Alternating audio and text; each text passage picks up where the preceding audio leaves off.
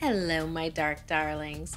I want to let you in on a great behind-the-scenes secret that you could use for your own podcasts, group projects, or other collabs. That's our sponsor, Monday.com. It's an online teamwork platform that keeps your team connected from anywhere. I really enjoy the flexibility, transparency, and visual ease of navigating Monday.com. It tailors so well to fit specific workflows for different projects, or in our case, for different horror episodes. We're a pretty small crew here at Something Scary, and Monday.com not only feels like it fits us, but that it could fit any team size or industry. One of the things that I enjoy the most about Monday.com is that along with customization, there are ready-to-go templates for any use with built-in solutions for your industry workflow. Industries like marketing, sales, construction, HR, media production, like us at Something Scary, and so much more. When your teamwork is effective, nothing can stop you. To start your free 14-day trial, go to Monday.com. Hey, I'm Markeia. Want to hear something scary? The Tin Can Ritual. Someone said that Halloween was canceled. Not possible. Because Halloween is more than a single holiday. It's more than candy. It's a state of mind. Prepare yourselves, because here at Something Scary, we're celebrating Halloween now. Enjoy your tricks and treats as we continue with this next scary story, where not every call needs to be answered, and some calls should never, ever be made. Anya didn't want to come to the cemetery in the middle of the night, but Maisie had dared her to do it. And she wasn't the type who backed down from a dare. Part of the dare meant visiting the oldest grave in the local cemetery, the grave which was said to belong to the Tin Can Telephone Strangler. The tin can telephone was originally a toy used in older times. Two tin cans were attached by a strong wire or cord. You could speak in one end and hear the voice clearly in the other can, no matter the length of the cord. Rumor had it that the Strangler used it to lure children away from their homes and murder them using their own toys. After he kidnapped the grandchild of an old witch, he was found dead with that child's favorite toy, an old tin can telephone wrapped around his neck so tightly that doctors couldn't remove it.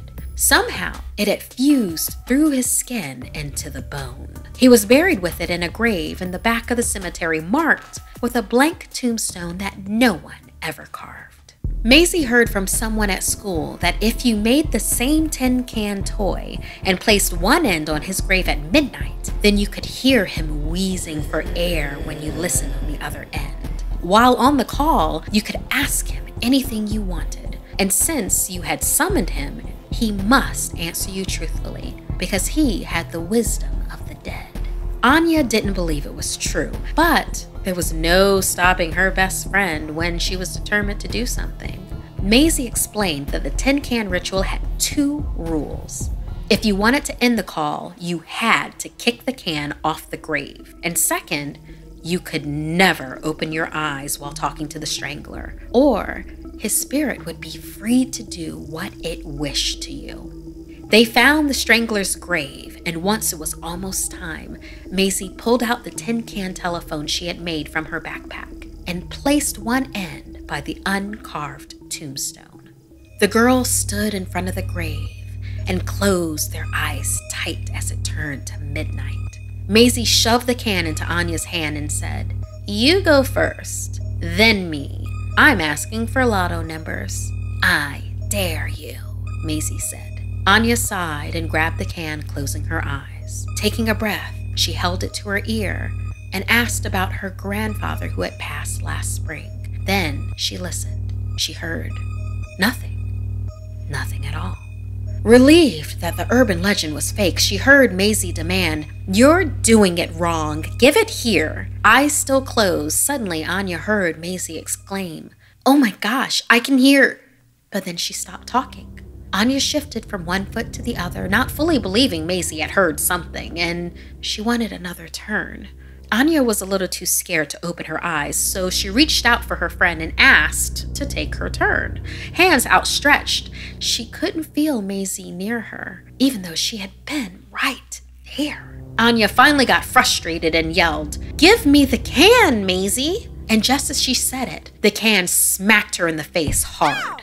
Anya yelped as her hands flew up, covering her face, her eyes stinging. She moaned and rubbed at the sore spot.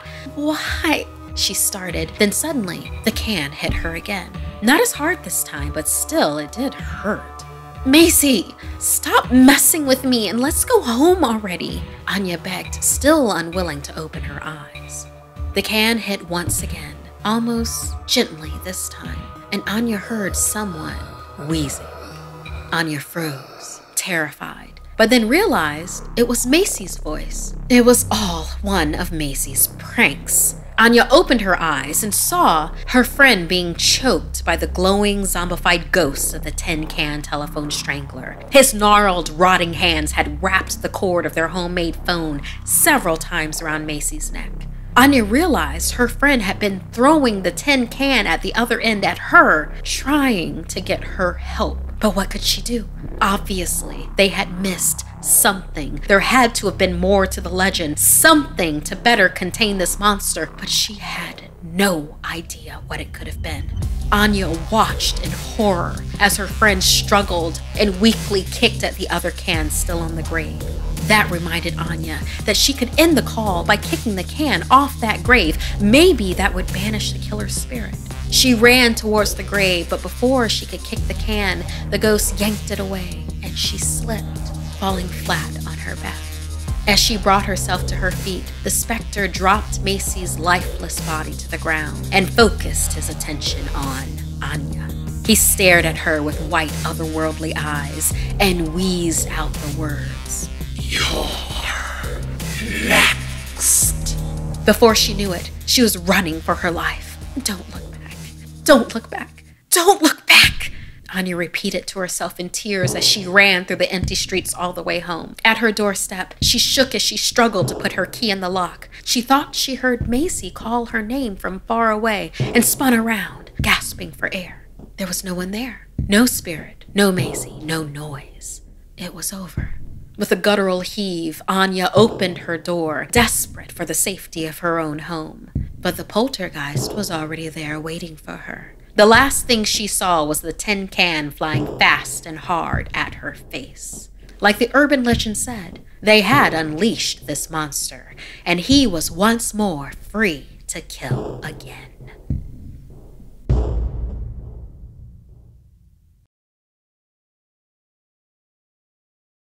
Taking care of ourselves mentally and physically is becoming more and more important, but that doesn't mean it also has to be difficult.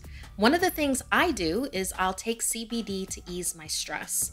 It helps me feel calm. However, I'm not a huge fan of droppers full of funny tasting tinctures. The sponsor Caliper is a better way to consume CBD. I'm looking forward to trying Caliper CBD powder for the first time because it's a THC-free, tasteless powder that will mix easily in any food or drink I want to try it in. So we're talking using it in anything from smoothies to cupcake mix and everything in between. I'm excited to have such a versatile option when it comes to my stress relief. With Caliper CBD powder, there are precisely 20 milligrams in each packet, so you'd never have to wonder how much CBD you're taking. Plus, it's clinically proven that you absorb 450% more CBD with Caliper CBD powder compared to tinctures. That's pretty amazing.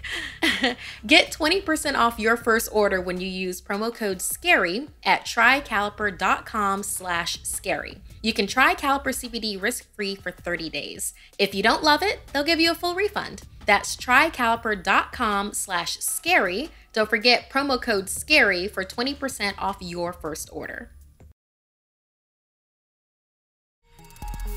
Want more Something Scary? You can hear more stories over on the Something Scary podcast, available for free on Apple Podcasts or wherever you listen to your favorite shows. The links are in the description below.